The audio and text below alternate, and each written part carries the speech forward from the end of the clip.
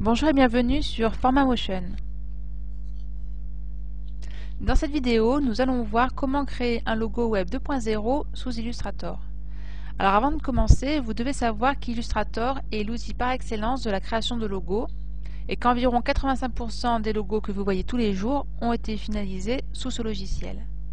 Donc l'avantage d'utiliser Illustrator plutôt que Photoshop, c'est qu'une fois votre logo terminé, vous pourrez l'agrandir ou le rétrécir autant de fois que vous voulez sans que sa qualité ne soit altérée. Si en revanche vous réalisez votre logo avec Photoshop et que vous souhaitiez par la suite en modifier la taille pour l'agrandir par exemple, vous verrez apparaître des pixels dans l'image et le rendu ne sera donc pas esthétique. Donc vous voyez à l'écran le résultat que nous allons obtenir.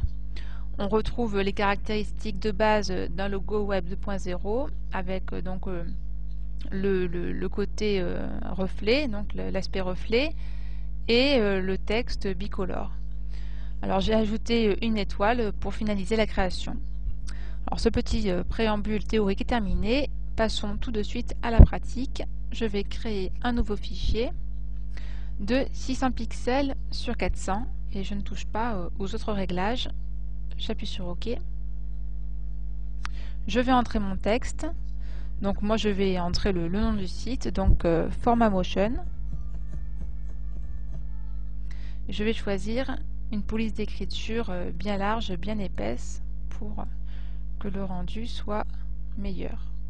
Donc je vais choisir de l'Arial Black et je vais changer également la taille, donc en faisant non, je vais plutôt la régler ici parce que je vais personnaliser moi-même la taille que je souhaite. Donc je vais régler une taille de 52 points et j'appuie sur Entrée pour valider. Je vais maintenant changer la couleur en double-cliquant avec le bouton gauche sur la couleur de fond. Je vais choisir une couleur bleue dont le code hexadécimal est 4FA8DA. OK. Et je vais maintenant dupliquer mon texte, en faire une copie que j'utiliserai plus tard. Donc je sélectionne la petite flèche blanche, j'appuie sur le bouton Alt du clavier, je le maintiens ce bouton enfoncé, je clique avec la souris sur le texte et je le déplace.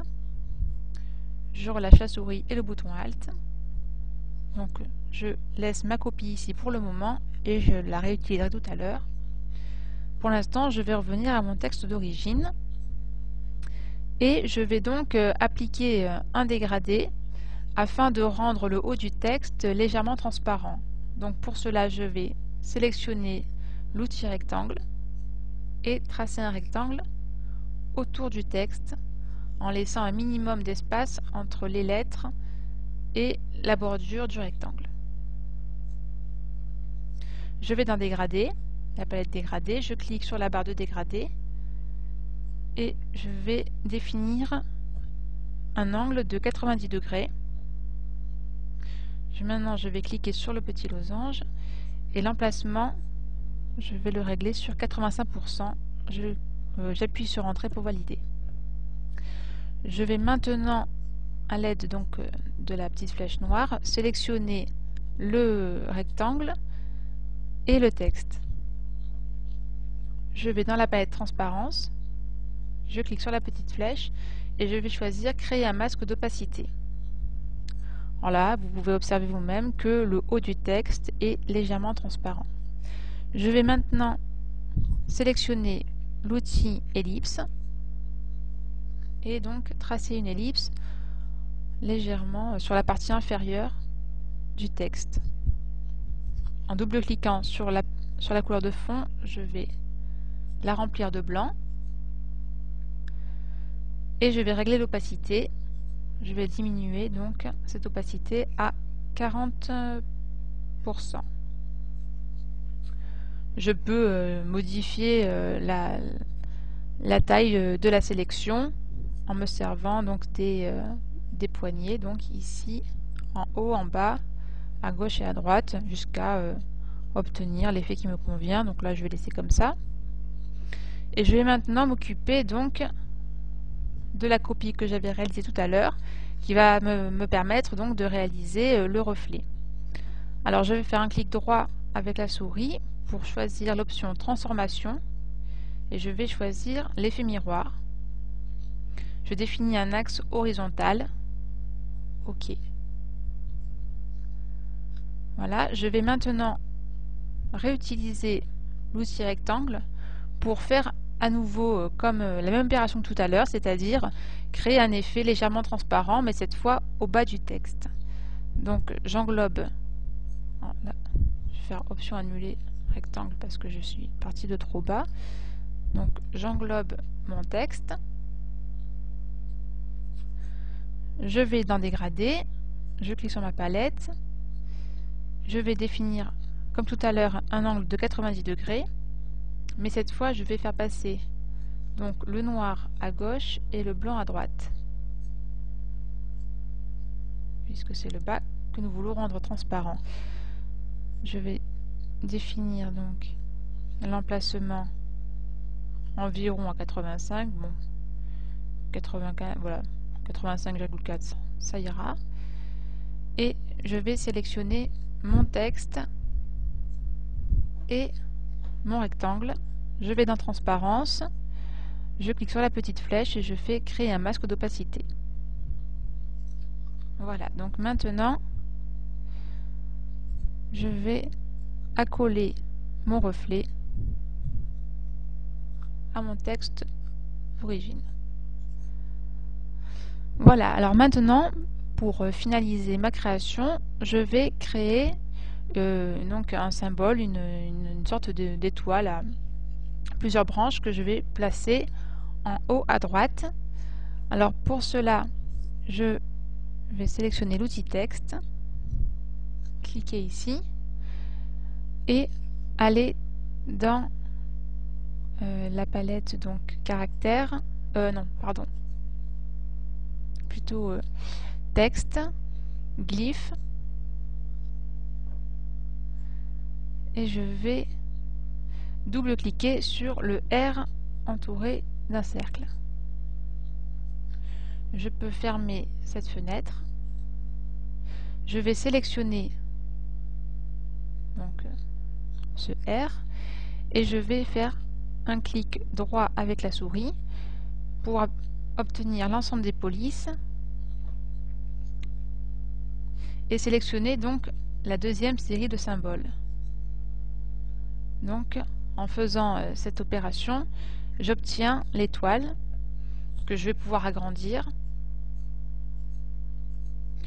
Je vais donner une taille de 100 points. Voilà. Bon, bah, je peux même l'agrandir encore un peu plus. Je vais donner 120 par exemple. Alors maintenant, je vais clic droit de la souris pour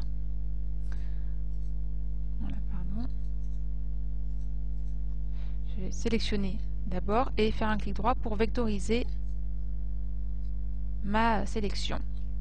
Je vais maintenant modifier sa couleur, choisir dégradé, je clique sur la barre, je vais ouvrir la fenêtre nuancier et je vais glisser les couleurs dans les petits carrés en bas. Donc je vais choisir une couleur jaune et une couleur orange. Je vais prendre une couleur en orange plus prononcée, plutôt celui-là. Je vais maintenant jouer un peu avec le curseur pour régler l'emplacement et ici donc régler l'angle. Voilà, je sélectionne, je peux la déplacer. Je vais maintenant créer un effet, donc une ombre, donc en faisant effet spécial ombre portée. Je vais choisir une couleur, donc une noire. Une opacité, donc je vais faire aperçu pour me rendre compte tout de suite du résultat. Voilà, donc je vais un petit peu augmenter le décalage pour éloigner un petit peu l'ombre de mon étoile. Et l'opacité, je vais la laisser à 51. Mode normal, je valide. je vais ajouter du texte sur cette étoile. Alors je retourne donc à ma police d'origine, donc c'est-à-dire Arial Black, et je réduis bien sûr la taille à 24 et j'écris 2.0 par exemple. Je vais changer la couleur, je vais choisir du blanc et donc je vais centrer le texte dans l'étoile.